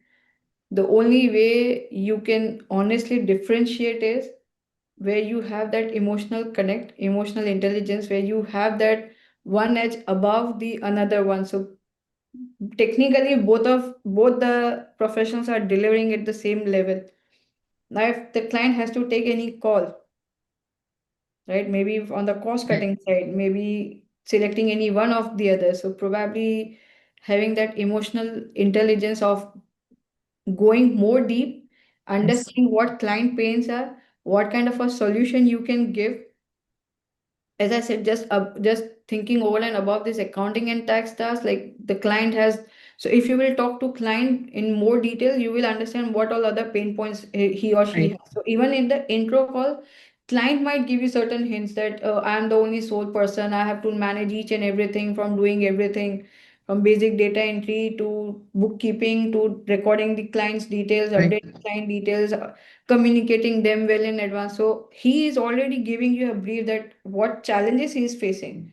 Now it's up to us that how I need to think. Do I still need to focus on bookkeeping, or I need to Right. look at the other areas that, hey, I can help you in setting up the process with the help of AI tools, which can Right. automate your processes. So जो आप manually सब कर रहे हो, I can help you to automate with the AI. Absolutely.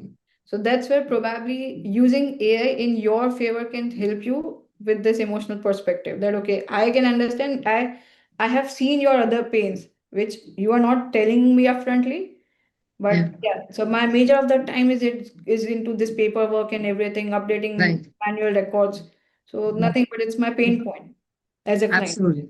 Yes. I think you've just so seamlessly distinguished between, how through communication, right? So you've used your emotional intelligence to get work which will be automated by AI. So AI can still do your technical bits, but Yes, it's the human ability, right, of yes, communication, collaboration that becomes a key that differentiator becomes a key to thing. even automate. Yes, yes. So that awareness, that emotional intelligence is what is going to get you through the AI era. Absolutely. And one thing which maybe I can share with everyone, so which is a good thing for us, mostly the CP and accounting firms, if I say, they are probably 40 and 50 above. So they are probably in the age of their retirement, or they are not very tech guy. Few of the big firms are definitely there, but small to mid-sized firms are not, right? So those will be our clients where you can add a lot of value. Right. Right. Absolutely.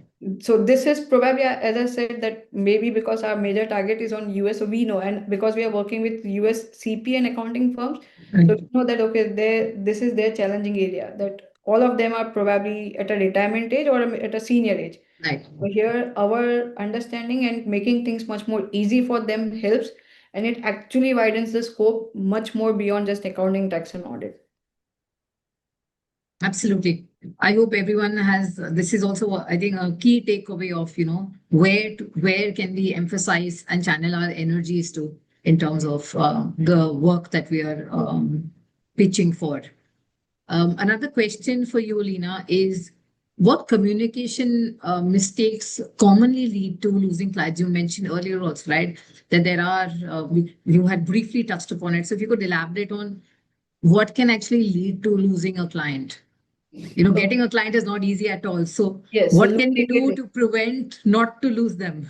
Absolutely, absolutely. Uh, so one is definitely again, so command over English language is very important. So what used to happen is that initially, like we have hired few of the people who are technically very sound, but probably not having a great hold on communication. So when they were trying to explain the client what were the challenges, what are the issues, they were not able to explain, or they were not able to Right. put their things properly. So what is the challenge is people can still communicate in English for the non-technical aspects. But to explain your technical challenges, mistakes, or issues, or writing in open points, right? That is still where the team members were facing challenges, and clients were finding it difficult to understand. So even if they Right. were writing open points, or if they were mentioning something, clients were not able to understand. Then client have to call them on the call Right. Then they used to ask, like, have you done this or not? Because I'm not able to understand that. Yes. So that is one which, again, like now this problem can be solved with the help of AI, that you can Yeah. draft a proper communication. Second communication challenges again was that probably I would have overcommitted something. And now when Absolutely. I'm delivering, I'm not able to deliver. So that is the communication again. So they do say that during the conversation, you mentioned you know this thing, but you haven't Right. delivered accordingly. Right. Third challenge is the major challenge which we are getting is then when client is giving us a training, our team member doesn't ask questions. So they assume that okay, we will try to figure it out everything on our own. And in usual scenario, if you don't ask question, it's an assumption that you would have understood the Understood. process properly. Right. Now with this assumption, if you're delivering something which is wrong, client get pissed off that you guys didn't ask questions at the time, and now when you Absolutely. have to deliver, you are not able to deliver it. So though you are technically sound, but you didn't ask those questions. Right.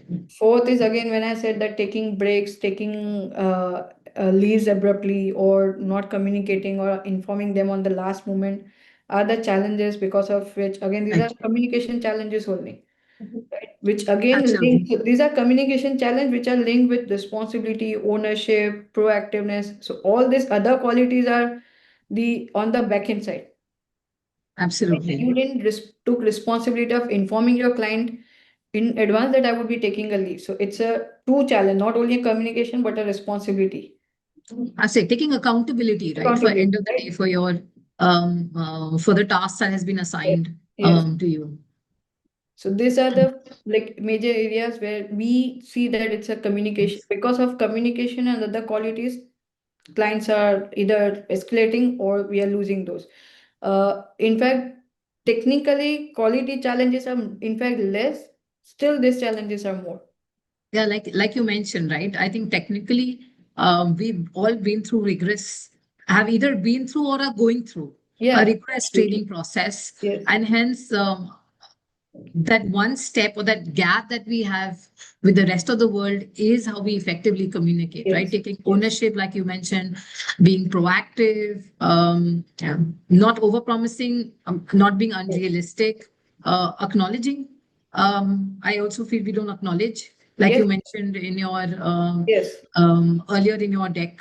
Yes, yes. I think Um, even this was a point of escalation from the client that I have sent an email to do this task. Now our team member has completed the task, but he didn't acknowledge on the email that I am picking up this task or I have started doing this task. After Absolutely, 2 days, client escalated that I told you to do this urgently, you haven't done this.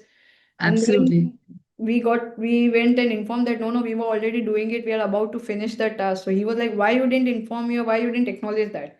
So a very Yes, good point. Yes, that acknowledgement yes, of doing the task or understanding acceptance is very, very important.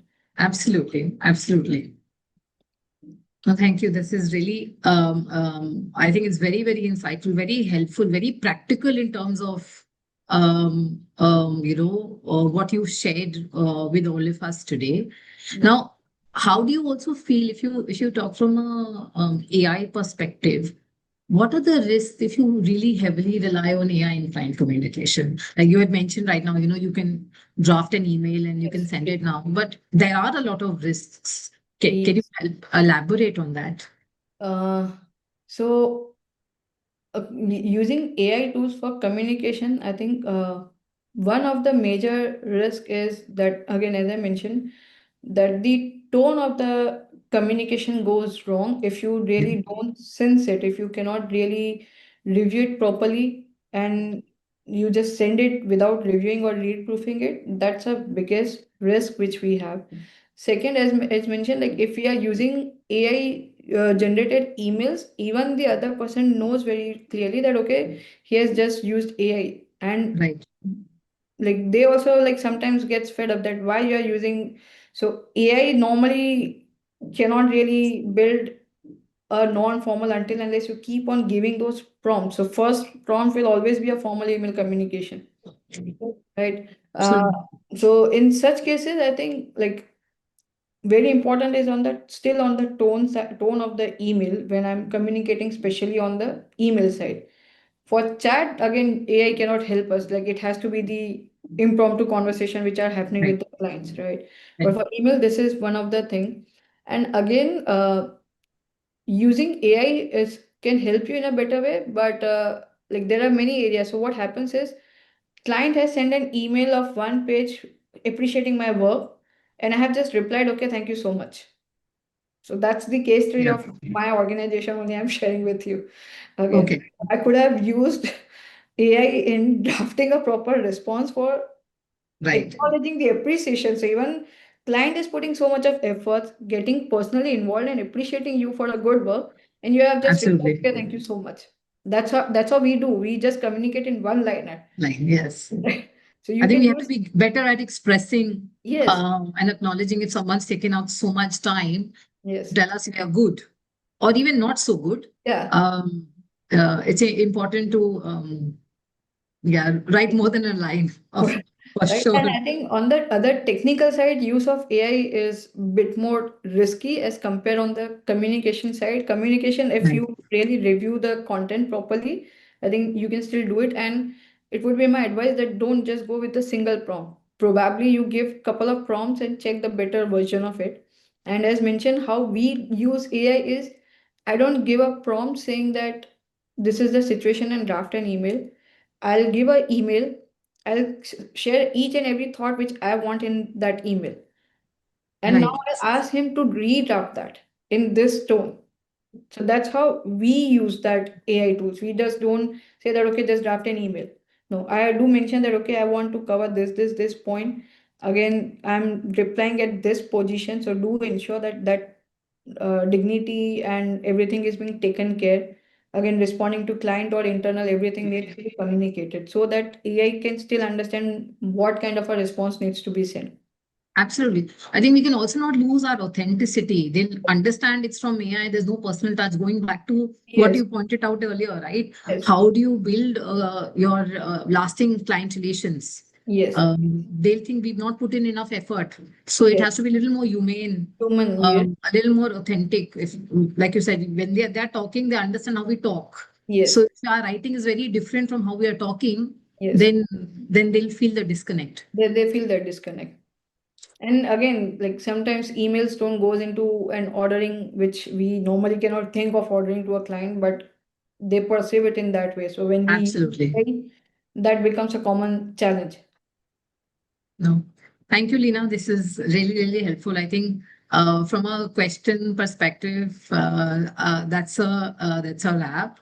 And thank you so much, Lena, for such an insightful session. You've covered some great aspects that are so crucial, and relevant in today's professional world.